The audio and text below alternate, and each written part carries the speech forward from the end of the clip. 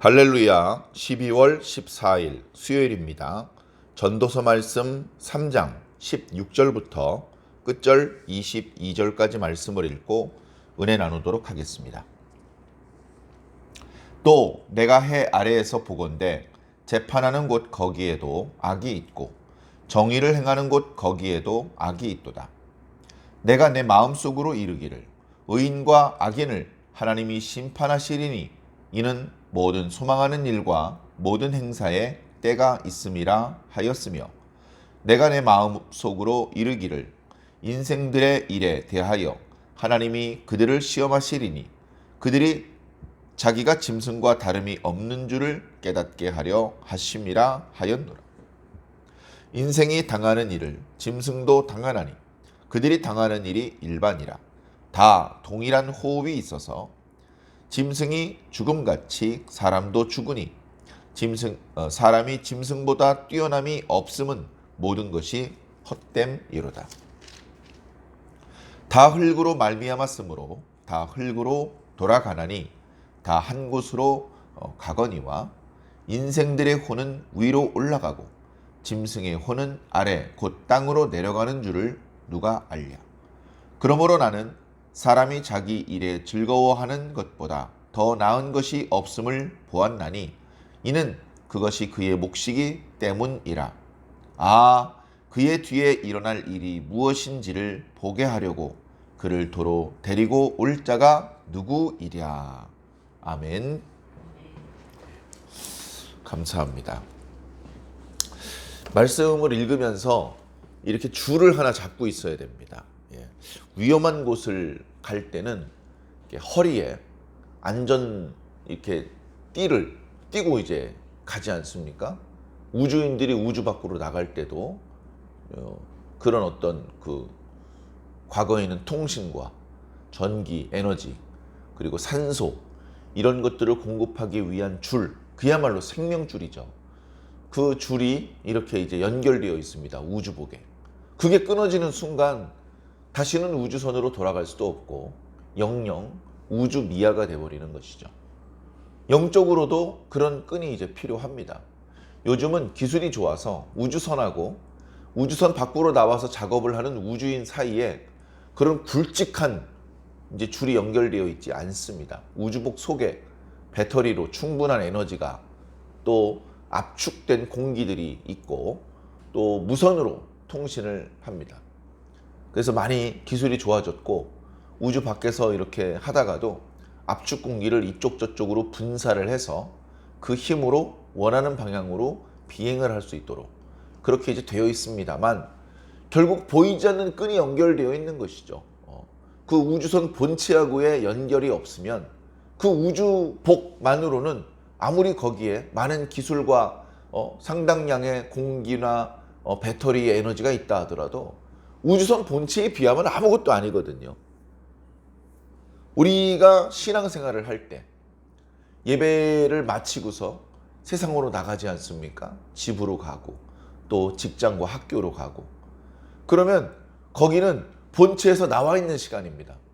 나와 있는 시간이기 때문에 본체와의 연결이 끊어져 버리면 그러면 본체와 교신도 안 되고 그리고 우주복 안에 있던 에너지도 방전돼 버리고 우주선 헬멧도 깨져버리고 그러면 어떻게 되겠습니까? 하나님 백성으로서의 생명을 다할 수밖에 없는 것이죠. 그렇게 되더라도 심정지가 오는 건 아닙니다. 살아있죠. 그 자신이 더 이상 믿음의 사람이 아니고 세상 사람, 더 이상 의인이 아니고 그저 심판당에 마땅한 악인으로 살고 있다는 것을 못 느끼고 있는 것뿐이지 더 이상 이제 하나님의 백성이 아닌 것이죠. 아무리 아쉬운 순간에 습관처럼 하나님의 이름을 불러봤자 교신 끊어진 지 오래입니다. 왜 갑자기 하나님의 이름을 부릅니까? 하나님이 너의 이름을 부를 때는 왜 대답을 하지 않고 있다가 이제서 하나님의 이름을 찾느냐? 그렇게 하나님께서 말씀하신다면 뭐라고 대답을 하겠습니까? 그런 순간이 오기 전에 우리는 본체와의 연결성을 항상 생각해야 되는 것이죠. 교회 출석해서 예배를 드리는 날이 아닌 날도 우리는 말씀을 읽어야 됩니다. 우리는 기도를 해야 됩니다. 찬송을 불러야 됩니다. 항상 하나님을 염두에 둔 생활을 해야 되죠. 그렇게 하지 않아도 유혹이 많고 걸려 넘어질 올무가 많고 빠져버릴 함정이 많은데 하나님을 깡그리 잊어버리면 얼마나 마귀가 집어삼키기 좋은 상태가 되겠습니까? 사랑하는 성도 여러분, 정신을 차리고 깨어서 내가 누구인지, 내가 어디와 연결되어 있는 사람인지, 다시 말해 하늘과 연결되어 있는 사람인지 땅과 연결되어 있는 사람인지를 늘 생각해 보시기 바랍니다. 말씀을 읽을 때도 마찬가지입니다. 하나님과의 연결성을 잊어버리고 성경책을 읽으면 무의미한 소리입니다. 가끔 정말 많은 공부를 한 학자가 많은 후학들의 존경을 받고 있는데 성경을 인용한다고 하면서 성경의 그 본질적인 의미를 놓친 채 그냥 자기가 하고 싶은 말을 꾸며주는 말로 갖다 붙이는 그런 식으로 인용을 하는 경우들이 있는데 답답합니다.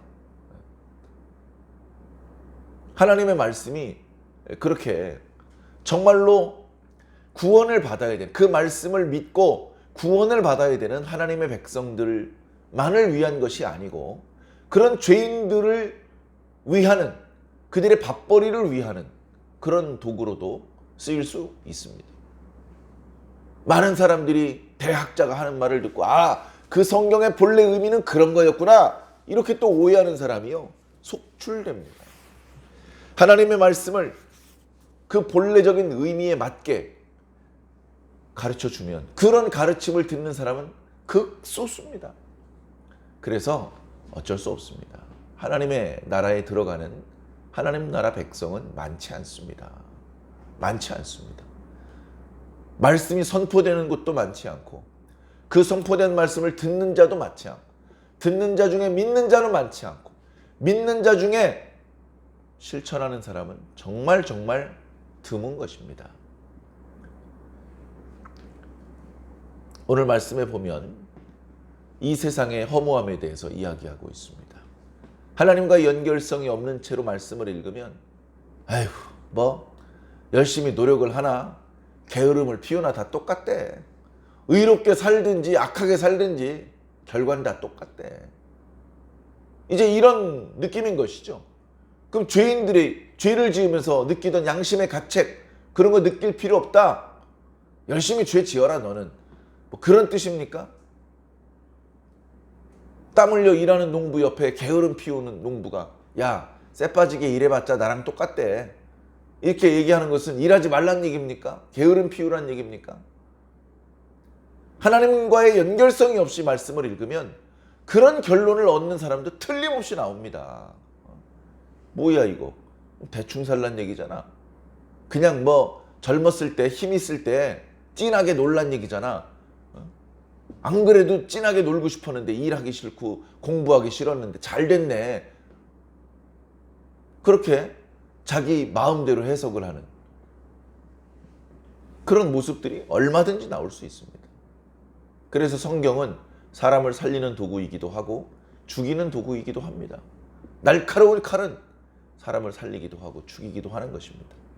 자, 그러나 하나님과의 연결성이 살아있는 저와 여러분들은 말씀을 읽으면서 어차피 인생은 허무한 것이고 죽음은 다 똑같은 것이니까 대충 살자, 아무렇게나 살아도 된다, 이런 어리석은 결론을 멀리하고 정말로 이 말씀을 통해서 이 말씀을 당신의 백성에게 주시는 하나님께서 이 말씀을 들은 당신의 백성이 어떤 생각, 어떤 마음을 품기를 원하시는지를 헤아릴 수 있는, 그래서 거기에 맞는 그런 마음을 품을 수 있는 저와 여러분들이 되기를 간절히 바랍니다. 자, 오늘 말씀에 보니까 해 아래에서 내가 보건대, 지금 전도자가 세상을 보는 것입니다. 대충 졸린 눈을 비비고 보는 게 아니고요. 그야말로 하나님께로부터 받은 지혜와 지식으로 온 지혜와 어떤 그 통찰력을 총동원해서 이 세상을 꿰뚫어 본다는 것입니다. 내가 해 아래에서 보니까 재판을 하는 자리, 거기에도 악이 있다. 재판을 하는 곳, 그곳은 어느 곳입니까? 분쟁이 이를 때 시비를 가려주는 것. 누가 범죄를 했을 때 그 범죄한 것이 어느 정도인지 명백히 밝혀서 그 죄의 크기에 맞는 벌을 내리는 것입니다. 그야말로 정의가 집행되는 것이죠. 사람들이 정의롭지 못하게 살더라도 재판정에서는 다시 그 정의가 바로잡아집니다. 네가 정의를 무시하고 선을 넘어서 불의를 행하였으니 너의 죄가 중하도다. 다시는 너와 같은 죄를 사람들이 저지르지 않도록 일벌백계 해야 되겠다. 너에게는 이런 벌을 내리니 달게 받도록 해라. 그래서 그 형이 집행됩니다. 사형이든 뭐 때리는 것이든 감옥에 갇히는 것이든 벌금을 내는 것이든 판결에 따라서 형을 집행을 하죠. 사람들이 봅니다. 아이고 죄 지으면 안 되겠어. 죄 지으면 저렇게 많이 매를 맞네. 죄 지으면 저렇게 벌금을 많이 내야 되네. 아이고 죄 지으면 안 되겠어. 이렇게 많은 사람들이 죄를 짓지 않도록 경계하는 그런 본보기가 그렇게 만들어야 되겠다. 그러니까 정의가 집행되는 것이죠. 그런데 마땅히 정의가 집행돼야 되는 그곳에도 악이 있다. 악이. 질서를 유지하기 위해서, 공동체를 유지하기 위해서 하나님께서도 재판자를 세우셨습니다. 율법에 보면 백성들 중에 존경받는 자들, 하나님의 계명을 잘 알고 잘 지키는 자들, 그런 사람들을 백성의 지도자로 세워라. 백성의 재판자로 세워라. 백성들 사이에 분쟁이 나면 그들에게 가서 분쟁을 중재해달라고 부탁을 해라. 그러면 그는 하나님의 말씀과 하나님께서 주신 지혜로 들어온 사건을 면밀히 살펴서 시비를 가려 주어라. 만약에 시비를 가리기 어려운 문제가 있으면 그런 문제는 모세에게 들고 가라. 그럼 모세가 분별을 해줘라. 이제 그런 율법을 두셨습니다. 그리고 율법에 많은 지혜 문헌에 선지자의 글에 판사들은 정직하게 판결을 내리도록 해라. 한쪽에 죄인이 있고 한쪽에 그 죄인 때문에 피해를 당한 피해자가 있는데 그 죄인이 돈이 많아. 판사에게 큰 돈을 줍니다. 그 돈을 받고 억울한 피해자가 죄인이라고 판결을 내리는 그런 경우들이 세상에 있으면 하나님께서 크게 분노할 것이다. 재판장, 너에게도 하나님께서 진노를 쏟으실 것이고 그 사회 전체에 하나님의 재앙이 미칠 것이다.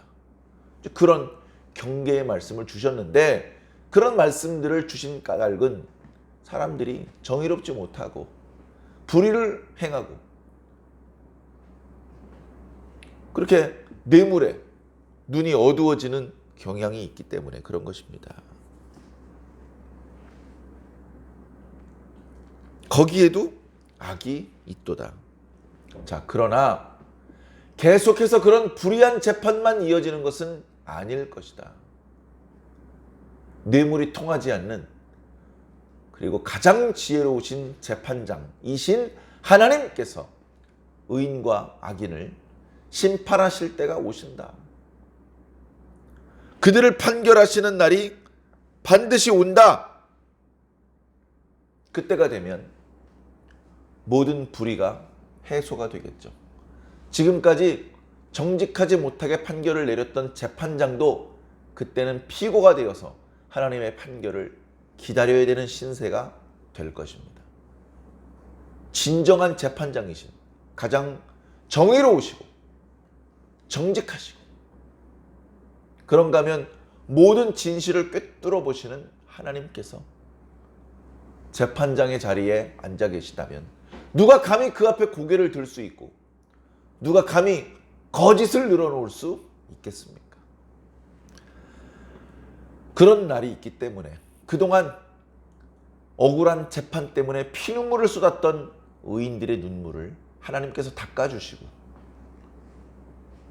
뇌물을 써서 벌을 받아야 함에도 불구하고 풀려났던 그 죄인들이 형을 당할 수밖에 없도록 하나님께서 모든 것들을 제자리에 바로잡아 놓으실 것입니다. 그렇기 때문에 지금 현재 우리가 살고 있는 이 현실이 부조리하고 불의하다 하더라도 낙심하고 또는 좌절하고 또는 비관주의, 냉소주의에 빠져서 불손한 그런 모습으로 전락할 것이 아니라 언젠가 하나님께서 공의로운 심판을 해주실 것을 소망하면서 하나님을 믿고 계속 선하게 살아야 되는 것입니다. 계속 우리가 마땅히 해야 될 그 일을 해야 되는 것입니다. 우리 그리스도인들이 하나님, 예수님, 성령님을 믿는 우리들이 마땅히 해야 될 일이 무엇입니까? 교회 출석해서 헌금하고 예배드리고 그것도 물론 해야 되죠. 우리가 마땅히 해야 될 일은 선을 행하는 것입니다. 우리들의 이웃을 사랑하는 것입니다. 가능하면 모든 사람과 서로 평화롭게 지내는 것입니다. 그게 우리 그리스도인들이 마땅히 해야 될 일입니다. 아이고 그렇게 예배 드리고 헌금 드리고 화목하게 지내고 해봤자 다 똑같대. 그러니까 다 쓸데없는 짓 하지 마. 피곤한 짓 하지 마. 이런 가르침이 아니고 매우 무의미해 보이지만 우리는 여전히 선을 행하고 형제들과 이웃들을 사랑하는 방법으로 살아야 된다. 우리가 마땅히 해야 될 일들을 하면서 살아야 된다. 그런 분명한 가르침을 우리는 발견할 수 있어야 하는 것입니다. 자, 하나님께서 사람들을 시험하십니다. 짐승과 사람이 차이가 없습니다.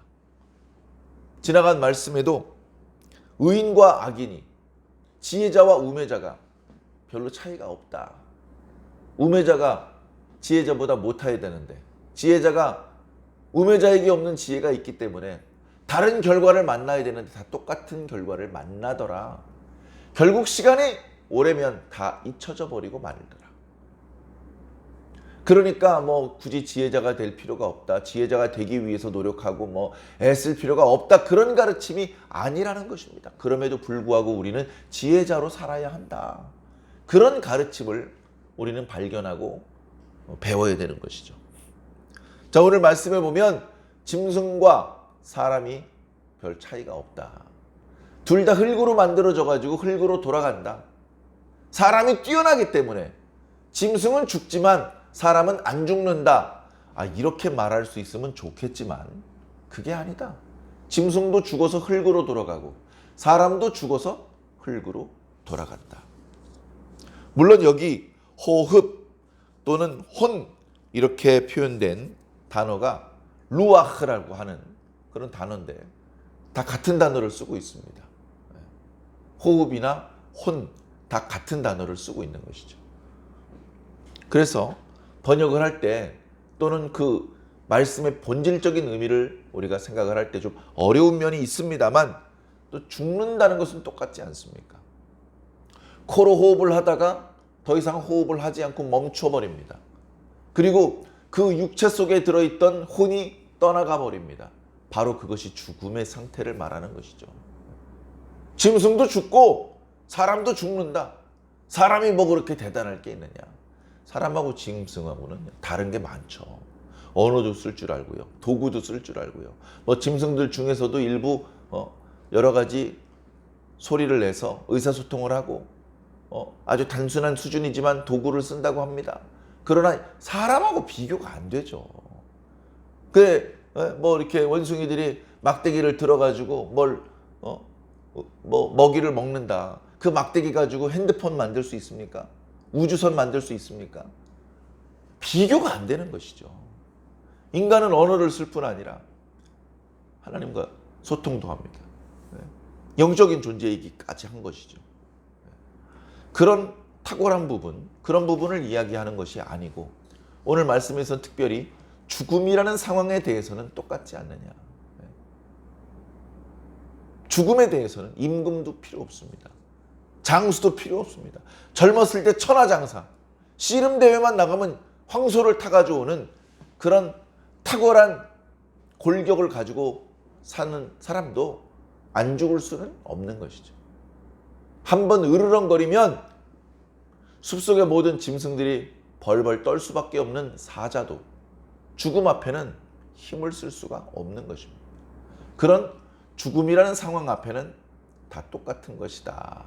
짐승이나 사람이나 차이가 없다.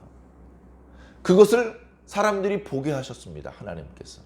아이고, 가만 보니까 사람도 죽고 짐승도 죽네. 다 똑같이 죽네.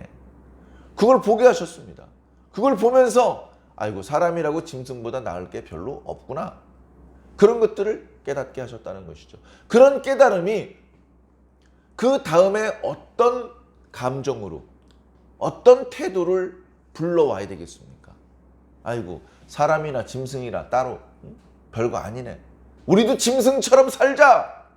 이런 결론으로 이어진다면 그는 정말로 우매자고 하나님께서 싫어하시는 사람일 것입니다. 그러나 겸손해야 되겠구나. 내가 사람이라고 해서 큰 소리 치고 짐승들 함부로 괴롭히고 하나님께서 주신 천지 만물을 이게 훼손하고 오염시키고 아이고, 그러면 안 되겠네. 스스로 작은 존재라는 것을 느끼고 겸손하며 정말 크신 분 하나님이 계시다는 것을 느끼고 그 하나님의 뜻에 순종하는, 그 하나님을 두려워할 줄 아는 그런 사람으로 살라는 의미인 것입니다. 사람이나 짐승이나 다 죽네, 뭐 별거 아니네. 그걸 알았으면 하나님 두려운 줄 알고 하나님을 경외하고 하나님의 말씀을 잘 순종해서 하나님께서 주신 것들을 함부로 망가뜨리지 말고 착하게 사는 그런 우리들의 모습이 되는 것이 마땅하다는 것입니다. 그 죽음에 대해서 모릅니다. 육체 속에 영혼이 있는 줄도 모르다가 죽는 순간 더 이상 호흡을 하지 않으니까 그 호흡이 떠나갔어요. 그 영혼이 떠나갔어요. 사람들이 이제 그렇게 말을 했습니다. 그런데 그렇게 육체를 떠난 영혼이 사람의 것은 하늘로, 짐승의 것은 땅으로 가는지 누가 아느냐. 그리고 그렇게 그 사람이 죽은 이후에 이 땅에서 벌어질 일들을 알려주려고 이미 죽은 사람을 다시 데리고 올 수 있는 사람이 누가 있겠느냐. 그런 엉뚱한 데 신경을 쓰고 엉뚱한 욕심을 품고 그러지 말고 이 땅에 사는 동안에 열심히 살고 지혜롭게 살고 일하면서 느끼는 그 즐거움, 보람, 기쁨, 그런 것들을 누리면서 살아라. 그런 것들을 누리라는 것입니다. 그것이 그 사람의 몫이라는 것입니다. 우리가 이 땅에 사는 동안에 우리에게 허락된 복이 있습니다. 행복이 있죠. 기쁨이 있습니다. 즐거움이 있습니다. 그것은 열심히 일을 해야만 누릴 수 있는 것입니다. 열심히 살아야 되만, 하나님의 뜻대로 바르게 살아야만 느낄 수 있는 즐거움입니다. 그걸 누리라는 것입니다. 허무주의에 빠져서 하나님께서 주신 즐거움도 누리지 못하고 불평하다 지옥에 가는 것, 그걸 하나님께서 바라시는 것이 아닙니다. 세상 만사가 이런 원리로 돌아간다. 상당히 불의하고 부조리하지. 그러나 하나님께서 마지막에는 정의를 세우실 터이니 너무 속상해하지 말고, 여러 가지로 환경이 좋지 않지만 그래도 너희들은 계속해서 내 백성으로 살아야 된다. 계속해서 마땅히 너희들이 해야 될 일을 해야 된다. 선을 행하고 이웃들을 사랑해 주도록 해라. 그리고 각자 너희들에게 주어져 있는 은사를 따라서 여러 가지 일을 할 때에 너희들에게 내가 기쁨을 줄 것이니 그것을 누리도록 해라. 아이고, 하나님 정말로 즐겁습니다. 정말로 일이 잘 되니까 기분이 좋습니다. 노래가 나옵니다. 춤이 나옵니다. 그 노래와 춤이 하나님을 향한 찬양으로 발전할 수 있다면 하나님께서 크게 기뻐하실 것입니다. 그것이 바로 이 땅에 사는 동안에 저와 여러분들이 보여드려야 될 우리의 모습인 것입니다. 오늘 하루 어떻게 사시겠습니까? 여러 가지로 우리들 주변에 있는 현실은 우리들 마음에 들지 않는 것들이 많이 있습니다. 그럼에도 불구하고 낙심하고 좌절하고 불평하지 말고 우리는 마땅히 우리가 해야 될 일들을 해야 할 것입니다. 우리를 바라보시는 하나님과의 연결성을 항상 의식하면서 오늘도 하나님을 기쁘시게 해드릴 수 있는 그런 하루가 되기를 예수님 이름으로 간절히 축원합니다. 아멘.